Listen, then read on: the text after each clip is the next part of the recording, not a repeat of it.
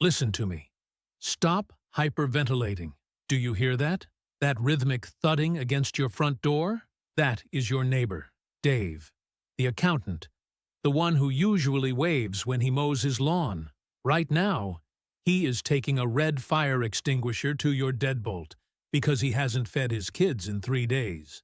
And look at you, standing in your living room, surrounded by a cardboard fortress of Amazon boxes. You are wearing a tactical plate carrier that is strangling your gut. You are holding a compass. You are inside your house, you idiot. You don't need to find north. You need to find a reason why you aren't dead yet. 72 hours. That's all it took. The lights flickered and died. The water pipes gargled their last drop of brown sludge, and civilization evaporated. You spent 5 years and your entire savings account preparing for this moment. You bought every gadget the internet told you to buy. You have tactical flashlights that blink SOS. You have a solar charger that takes a week to charge a phone that has no signal. You have gear acquisition syndrome. You didn't buy survival. You bought a coffin. Drop the gear, all of it. That serrated Rambo knife strapped to your thigh, throw it away. It's useless. It is a phallic compensator for men who are afraid of the dark. Try digging a splinter out of your infected thumb with a 12-inch blade. Go ahead. You will amputate your own hand before the sepsis gets you. And that $500 ceramic water filter? Smash it. It's a straw for suicidal yuppies. 1 drop of actual muddy survival water, and it clogs. Lose that tiny rubber O-ring in the dark? Congratulations. You are now drinking cholera through a fancy plastic tube. Take off the military backpack. Look at all those straps, those loops. That is MOLLE webbing. Do you know what that stands for? It stands for, I have supplies, please murder me first. It weighs 5 kilos when it's empty. Gravity is a law you cannot bribe. You are heavy. You are slow. You are a loot drop waiting to happen. Survival is not sexy. It smells like rust, unwashed bodies, and wet dog. It tastes like copper pennies. You need tools that work when your hands are shaking so hard you can't sign your name. You need the physics of violence and the chemistry of desperation. You only need 5 things. Clear the table. 1. The crowbar, medium size, cast iron, ugly. We call this the universal skeleton key. Forget lockpicking sets. Subtlety died with the power grid. Give me a lever, and I will move the world. Or, more accurately, I will move Dave's face. You apply 10 pounds of force on the long end. Physics multiplies it to 1,000 pounds on the short end. Pop a door. Rip up floorboards for firewood. Cracking a rib cage. It never runs out of batteries. It does not need a manual. 2. The multi-tool.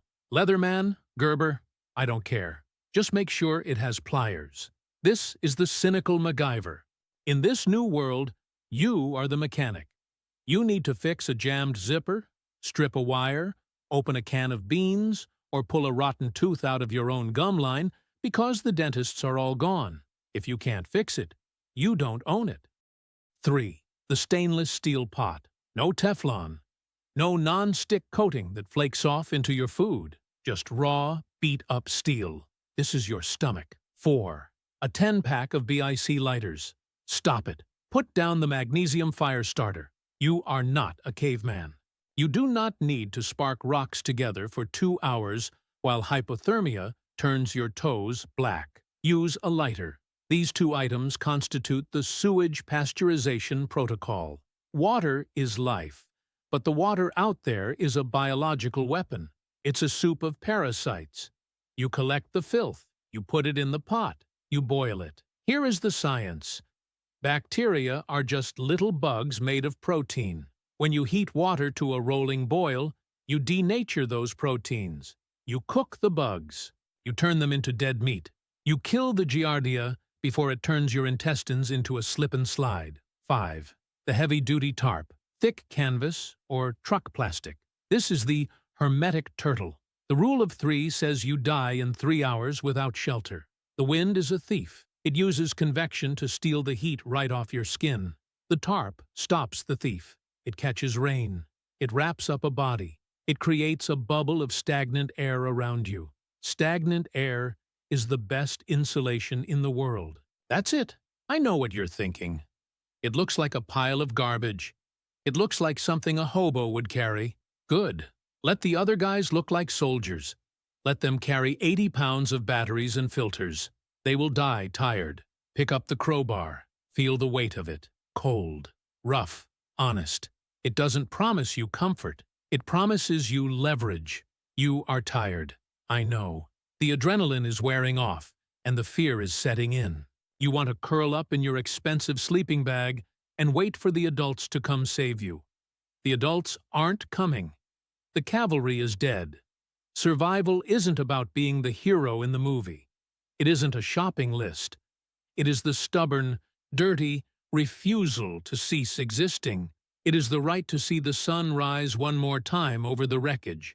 Stand up, pick up the crowbar, get to work.